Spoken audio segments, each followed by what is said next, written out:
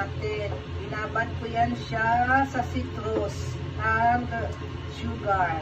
1 night.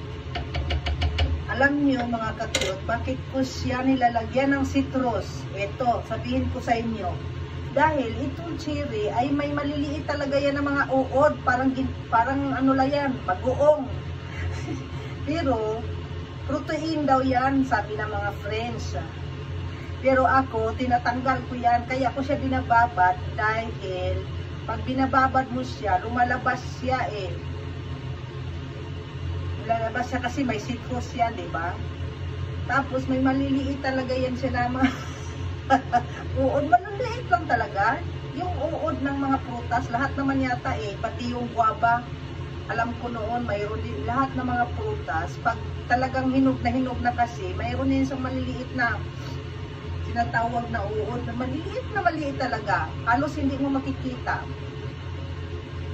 Nung nalaman ko na mayroon yung mga ganon, hindi ako gaano kumakain ng cherry na hinog. Tapos, pag nilalagay ko yan sa, pag ginagawa ko siya ng jam, ayun, binababad ko muna, tinatanggal ko yan.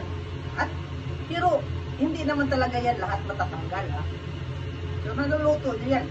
Lulutuin yan eh, hanggang sa talagang mag-sticky siya bago ilagay sa mga garapon. Ayun.